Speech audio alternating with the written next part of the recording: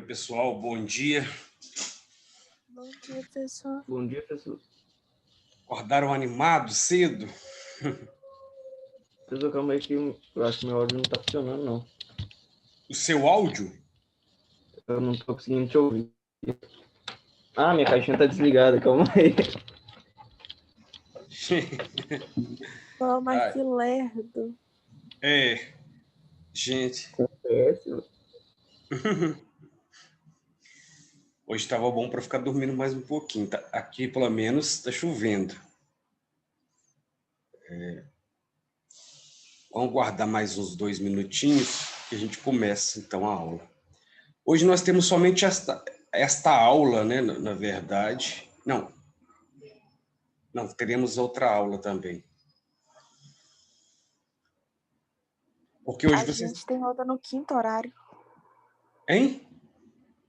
A próxima é no quinto horário. Isso. Né? Porque hoje vocês têm uma atividade para fazer, né? De física.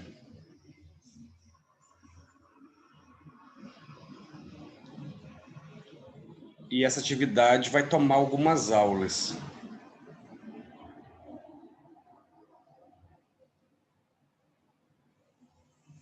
Que atividade. Ué, gente, palestra que vocês vão ter. Ah, tá. Aquela palestra do ensino médio, é mesmo. Isso. Sobre astrofísica. Né? Mas eu creio que vai terminar antes da nossa outra aula de hoje. Bem, então vou compartilhar aqui o screen. Então, nós estávamos falando na aula anterior acerca da paródia, né? Acerca da intertextualidade com enfoque na paródia, porque nós vimos a diferença entre a paródia e o pastiche, e nós vimos que a paródia se distingue do pastiche na medida em que ela tem um caráter sempre de humor e um caráter de reverência e muitas vezes também de crítica com relação ao texto original. E é muito interessante, é muito importante termos noções do que seja paródia e pastiche, bem como a paráfrase e a citação, porque esses conteúdos são muito cobrados em provas de Enem e também no dia a dia nós nos deparamos muito com as formas diferenciadas de intertextualidade. Vou dar um exemplo. Uma rede famosa lançou uma campanha chamada Hortflix, né, na qual você tem sempre as propagandas de cada uma das verduras e dos legumes, imitando o título de algum filme.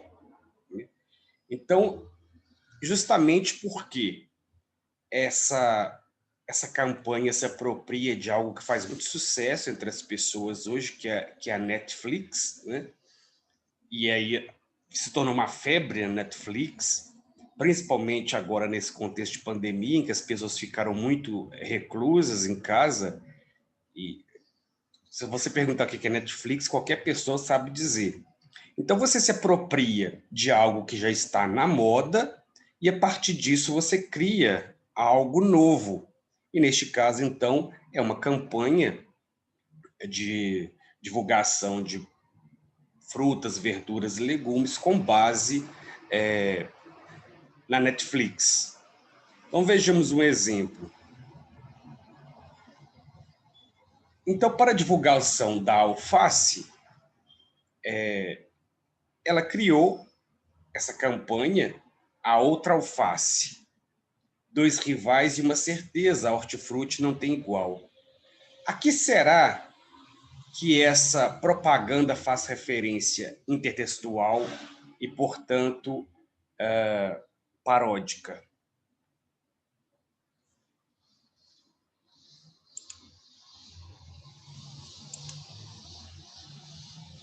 Hein, gente?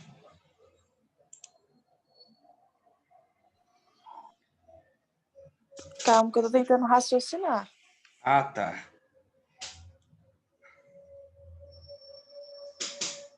Quando você tem duas situações, duas figuras em confronto, né?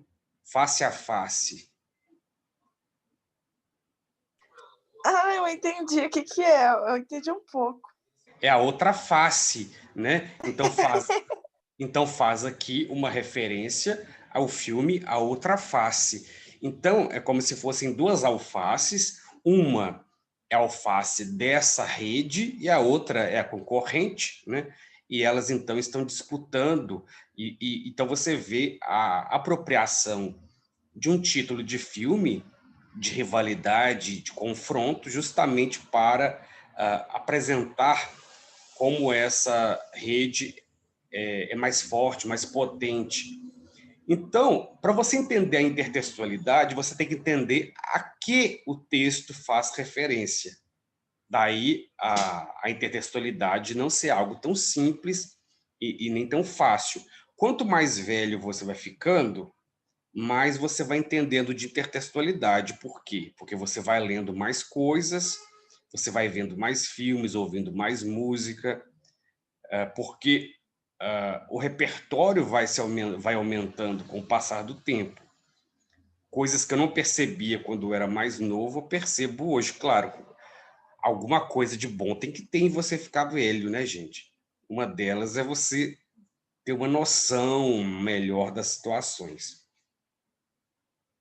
Então, vamos agora fazer exercício. Eu ia dar esse exercício como atividade avaliativa, mas temos pouquíssimos alunos aqui. Eu vou ter que fazer essa atividade avaliativa em outra circunstância.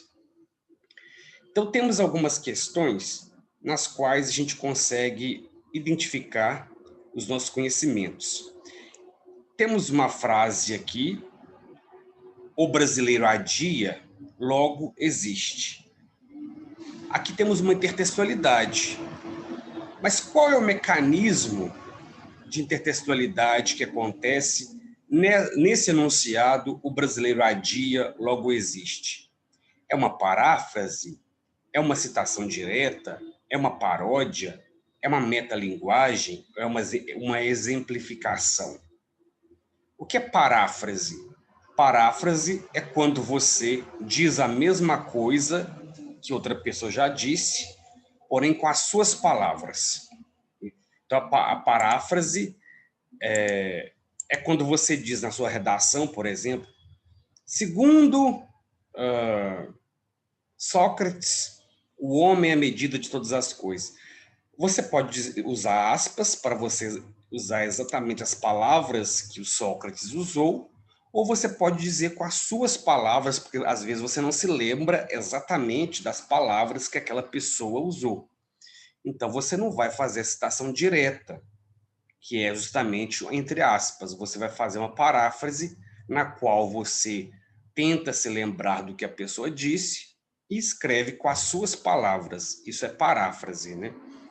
A citação direta, então, é a cópia propriamente dito da fala.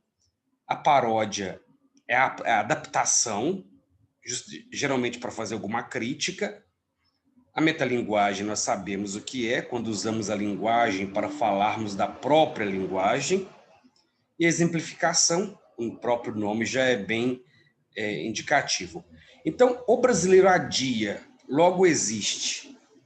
Que forma de intertextualidade temos aqui? Então, vou dar um minutinho para a gente fazer.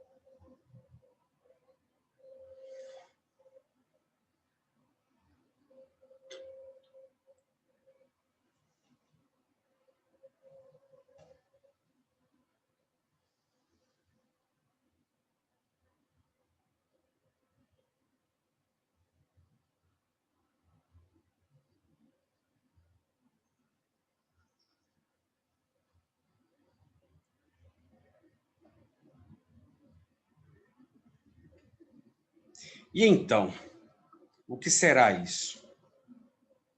É paródia, professor? É a paródia. E está parodiando qual citação, qual frase? Aquela penso logo existe, que eu não lembro de quem é. Penso, logo existo. Quem disse isso? Eu penso, logo existo. Quem sabe? É um dos criadores da ciência moderna. É René Descartes, né? René Descartes, que a gente escreve Descartes, né? Cunhou essa frase famosíssima, penso, logo existo. E você sabe por que ele criou essa frase, penso, logo existo? Ou não? Não sei se vocês já passaram por isso. Eu já tive essa sensação, poucas vezes, é claro. Você já teve a sensação de que a dúvida se você existe ou se você não existe? Ou você nunca chegou a duvidar? Será que eu existo mesmo? Você nunca teve um estranhamento assim de pensar, o que eu estou fazendo aqui? Será que vocês nunca tiveram? Nossa, isso é mó brisa quando vem esses pensamentos, né? Pois é, quando a gente é muito novinho, não tem muito esses pensamentos, não, mas depois vai ficando mais velho, parece que vão aparecendo. Então, às vezes dá uma inquietação, uma sensação estranha, um desconforto, e você fica assim, se sentindo completamente assim, desnorteado, sem chão, sem saber assim, qual que é o seu propósito, o que você está fazendo aqui, de onde você veio, você realmente existe, você... Ele teve essa sensação, René Descartes. Então, ele teve essa sensação, essa dúvida de que se realmente ele existia. Né? E de onde veio a resposta dele para essa pergunta que ele tinha, então, com relação à sua própria existência, a dúvida com relação à própria existência? Bom, ele pensou o seguinte: se eu sou capaz de me interrogar e de ter dúvida se eu existo, é porque realmente eu existo, porque existe um ser pensante que está se indagando e se questionando. Então, é o próprio ato de pensar e, inclusive, de duvidar da existência que garante que eu realmente existo, porque se eu não existisse, eu não estaria aqui preocupado em saber se eu existo, se eu não existo. Então, ele próprio fez a pergunta, porque teve essa dúvida, e ele próprio chegou à conclusão de que sim, eu realmente existo. Então, para René Descartes, o que é que garante a nossa existência? É a capacidade de pensar. Né? Porque, eu não sei se você já pensa, o animal irracional não tem muita noção da questão da existência.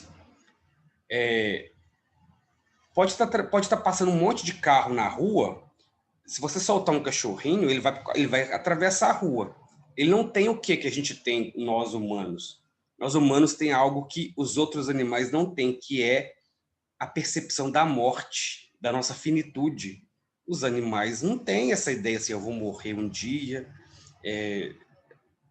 como é que meus filhotes vão ficar, como é que vai ser, né? Eles não, o que será que acontece depois da morte? Eles evidentemente não têm essa faculdade desse raciocínio. Nós humanos temos, né? Então, a expressão penso logo existo é exatamente para dar conta dessa peculiaridade do ser humano, que é a faculdade de pensar. É uma paródia porque essa frase é usada para fazer uma crítica a quem? Ao brasileiro. Qual é o hábito do brasileiro? Deixar tudo para a última hora. Compra de fim de ano, tudo na última hora. Compras do Dia das Mães, tudo na última hora. Pagar conta, tudo na última hora. Né? Então, as filas gigantescas, a confusão generalizada, é algo típico, então, da nossa cultura. Então, se o brasileiro adia, ele existe. Então, qual é a condição básica para a existência do brasileiro? É a faculdade de adiar. Então, por que isso aqui não é uma paráfrase? Porque para ser paráfrase, suponhamos que você queira usar na redação o que o René Descartes disse, mas você não sabe as palavras exatas. Aí você pode dizer, segundo René Descartes, a capacidade de pensamento é que garante a existência do homem. Você disse a mesma coisa com as suas palavras, porque você não se lembrou exatamente das palavras que ele disse, né? Isso é uma paráfrase. A paródia existe aqui justamente porque foi apropriada essa frase para uma outra situação, que é a situação de crítica. Vejamos essa segunda questão. Que tipo de intertextualidade a charge abaixo estabelece? Qual é o efeito de humor provocado por essa relação intertextual? Então, temos uma charge aqui com 3 tiras, nas quais 2 cachorrinhos conversam, né? E esse azulzinho diz: minha terra tem Coríntias, onde canta o sabiá. O outro, então, está ouvindo e corrige: é minha terra tem palmeiras. E ele, então, retruca: cada um tem o time que quiser. Primeiramente, com qual texto existe relação de intertextualidade aqui?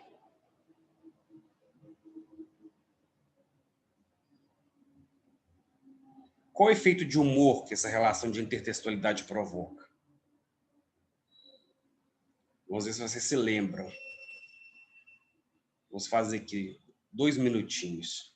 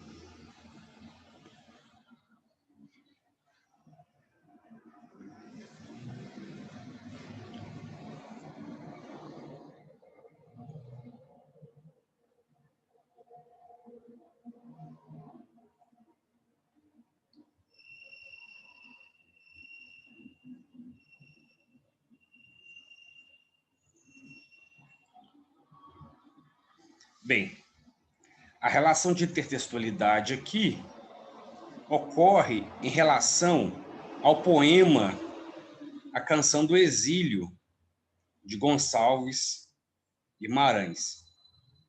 Quem foi Gonçalves Guimarães?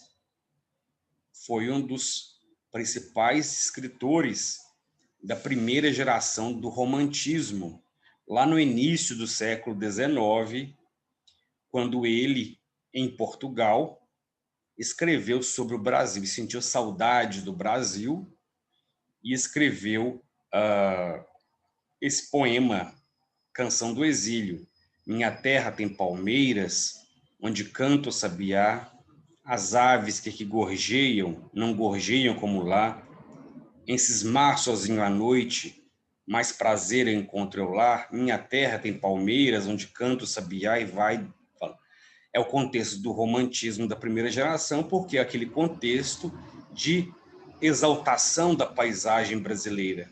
Essa paisagem virgem, essa paisagem muito exuberante.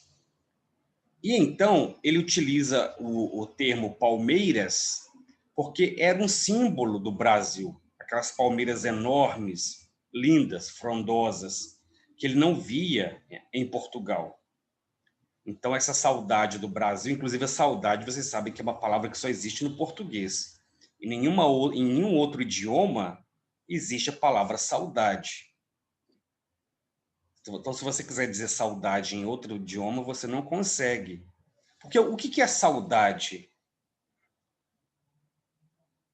Como é a sensação de saudade? Por exemplo, você tem saudade da sua infância, mas você queria voltar a ser criança? É querer reviver o momento. É reviver o momento, mas é voltar àquele momento no sentido... É, Mas, por exemplo, você tem saudade de alguma fase da sua vida? tenho, mas é tipo querer viver só o momento novamente. Eu acho que não é Isso, querer mas voltar. é você voltar para aquele momento. Suponhamos que você tem saudade de quando você estava no 7º ano. Aí mas se alguém disser assim, você agora tem o poder de voltar lá para aquela época, você vai querer voltar a viver aquela época de novo? Sim. Mas não é por um momento, não, é voltar de novo mesmo e passar por tudo que você passou de novo. Não. Então, pois é, porque a saudade é uma vontade momentânea, né, de viver alguma situação, mas não para você ficar preso àquela situação de novo. É simplesmente você ter uma experiência.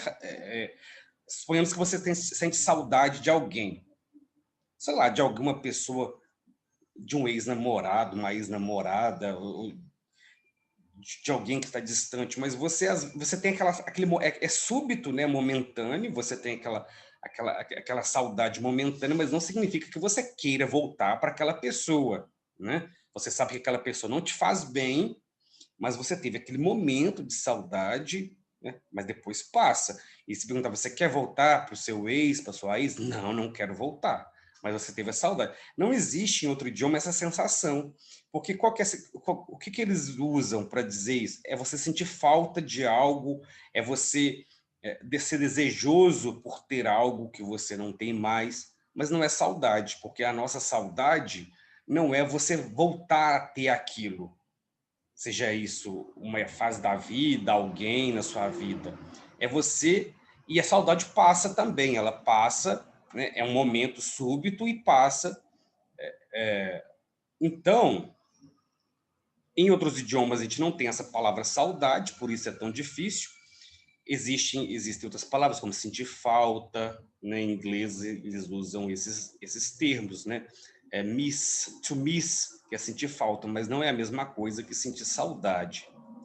E muita gente confunde também os termos saudade e nostalgia. Eu estou tão nostálgico hoje, mas nostálgico não é a pessoa que sente saudade, né?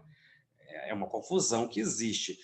Quando você sente saudade de algo, é você estar saudoso, né? Eu estou saudoso daquele momento. A nostalgia é uma sensação de tristeza. É uma sensação de tristeza ligada realmente ao passado, mas ela é uma sensação de melancolia, é algo doloroso. A saudade não é necessariamente doloroso. A nostalgia já tem um caráter de agonia. Você fica nostálgico de algo e você quer, de qualquer forma, recuperar aquele algo. Então, é uma obsessão. A nostalgia é uma obsessão e a saudade é um sentimento mais saudável, porque a saudade ela pode ser positiva.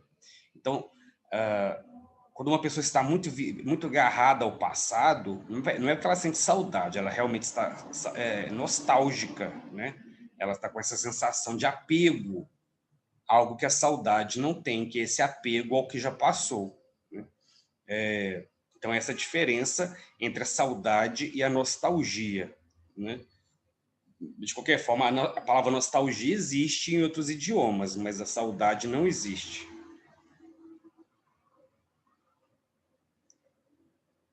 Agora, vamos ver essa questão. Sobre os tipos de intertextualidade, estão corretas as seguintes proposições. Então, nós temos essas proposições e precisamos ver qual ou quais estão corretas.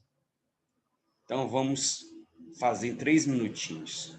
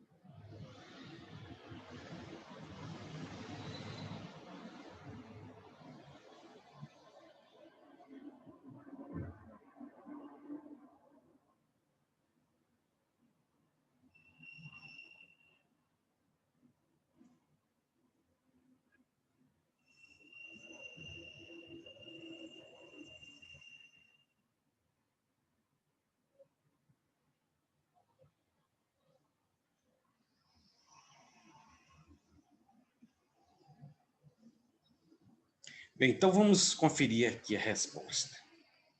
Sobre os tipos de intertextualidade, estão corretas as seguintes proposições, ou seja, as afirmações.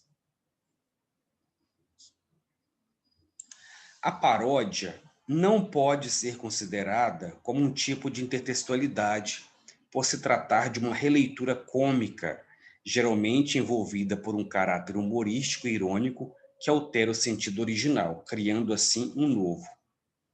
Claro que pode ser considerada. É exatamente por essas características que ela é, sim, considerada uma forma de intertextualidade. Então, essa primeira proposição não está correta, porque nega o caráter intertextual da paródia. A segunda, o termo paráfrase vem do grego paráfrases, que significa a reprodução de uma sentença. Diferente da paródia, ela faz referência a um ou mais textos sem que a ideia original seja alterada. No caso da paráfrase, você altera a ideia original? Não. Não. Você somente diz com outras palavras, mas mantém o original. Então, essa segunda está correta. Então já Terceira. é a letra B, professor. Já é a letra B, né? Mas vamos ver a terceira. Muitas vezes, a paródia e a paráfrase são consideradas termos sinônimos. No entanto, cada uma apresenta sua singularidade. Ambas são recursos utilizados na literatura, artes, música, cinema, escultura, entre outros, né? Então tá certo. E a 4. O termo epígrafe vem do grego epi, posição superior, grafé, escrita. Daí a palavra grafia, né? E daí as palavras epicentro, ou seja, acima, no centro, etc. Esse tipo de intertextualidade ocorre quando o autor recorre a algum trecho de um texto já existente para introduzir o seu. É um trecho introdutório para outro que venha a ser produzido. É verdade. O que é epígrafe? É um pensamento que você, às vezes, coloca no seu trabalho, né? Às vezes, antigamente, os professores colocavam também nas provas, né? Uns pensamentos. Então, essa está certa. E a quinta, na citação, o texto original é retomado, de forma que seu sentido passa a ser alterado. Normalmente, a paródia apresenta um tom crítico, muitas vezes marcado por ironia. Aqui está correto somente a segunda parte, porque na primeira parte diz que o sentido é alterado. Na citação não é alterado o sentido, né? Então, é a letra B realmente que está correta. A 2, a 3 e a 4 são asserções corretas, mas as outras não são. Temos aqui, então, uma situação famosa. Temos a reprodução de uma pintura lá do modernismo, né? Temos essa pintura do modernismo, mas na pintura original você não tem o quê? O detalhe do chinelo, né? Que está colocado aqui no pé dessa figura que está pensando. Você tem aqui uma paisagem tipicamente brasileira, né? Mais voltada para a região nordestina, que são esses mandacarus, né? E você tem um sol forte e tem alguém sentado com a cabeça pendendo sobre a mão. Claro que essa pintura é muito conhecida, e vamos ver, então, o que se pergunta sobre essa imagem. O texto é uma peça publicitária que estabelece um interessante diálogo com a obra modernista Abaporu, de Tarsila do Amaral. A principal estratégia argumentativa do texto é... Então, vamos fazer em 2 minutinhos.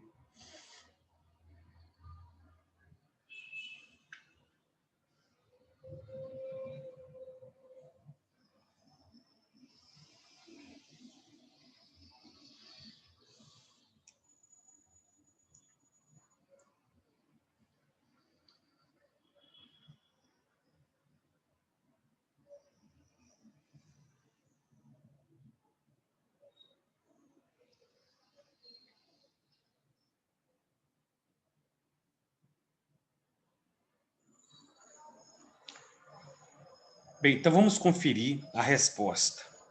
Então, se esse texto, né, que nós vimos aqui, essa peça publicitária, estabelece intertextualidade com a Abaporu, essa obra do modernismo da Tarsila do Amaral, qual é a estratégia utilizada nessa forma de intertextualidade aqui?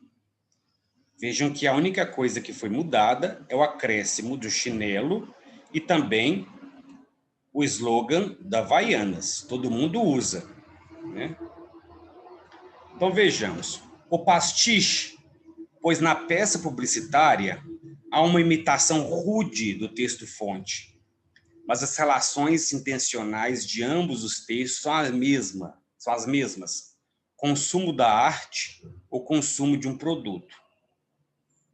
Nós temos uma imitação aqui, sim, mas não é um pastiche, porque houve acréscimo de elementos com intencionalidade o quê? Criativa. Então, não é pastiche. Além disso, não podemos dizer que ambas as obras têm a mesma intenção, que é vender. Não. O chinelo pode ser, mas o quadro não, até porque aquele quadro não vai ser vendido, né? Inclusive, ele está até hoje disponível, né, para as pessoas verem. Eu mesmo já tive a ocasião de ver. B. A paráfrase direta, com réplica do texto-fonte e adaptações para estimular o consumo do produto anunciado por um grupo específico de consumidores, os nordestinos. Vejam que aqui nós temos algumas ciladas. Primeiro, não existe paráfrase direta. Ou é paráfrase ou não é, né? Com a réplica do texto-fonte e adaptações, sim, é verdade. Para estimular o consumo do produto, também é verdade, mas ele não é anunciado por um grupo específico e nem consumido por um grupo específico, os nordestinos. Na verdade, é para todo o Brasil. Então, não se restringe ao Nordeste. Então, essa é uma opção que engana aquele aluno menos atento, né, aos detalhes. Letra C. A paródia, pois estabelece uma relação antagônica entre a peça publicitária e o texto-fonte, mas a intenção dos dois se mantém, ou seja, a venda do produto anunciado. A mesma situação. O quadro não tem objetivo de vender somente as havaianas. Então, não podemos dizer que a relação entre os dois, que a intenção dos dois é a mesma, né? E também não podemos dizer que existe uma relação antagônica entre a peça e o texto-fonte. Não existe ali um antagonismo, o que existe é um acréscimo de elementos. Letra D. A intertextualidade com forte referência ao texto-fonte, por meio do qual se pode inferir que todo mundo, até um personagem de uma obra de arte, usa o produto anunciado. E é exatamente essa a intenção da propaganda.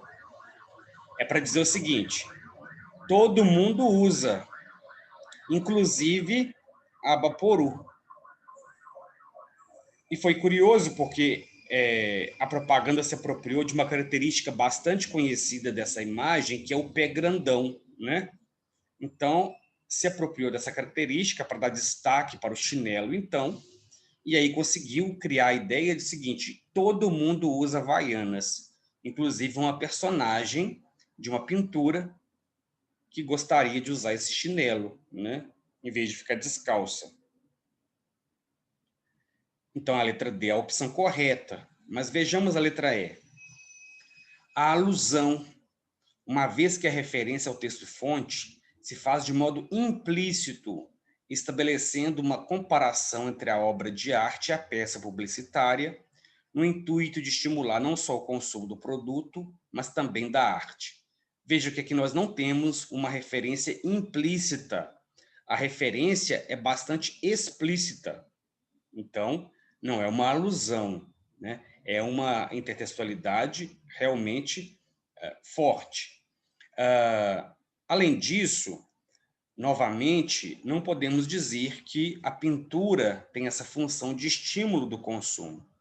A pintura tem como objetivo exatamente ser uma obra de arte, ser observada, admirada e pensar também o Brasil, né, como fazia o modernismo brasileiro.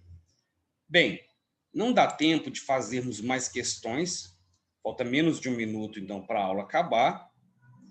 A gente se encontra, então, no 5º horário, né, quando nós daremos continuidade. Então, pessoal, ótima manhã. E daqui a pouco a gente se encontra também lá no curso, na palestra que vai ser oferecida para os alunos do ensino médio sobre a astrofísica. Então, até daqui a pouco. Deixa eu fechar aqui. Tchau para todos e todas.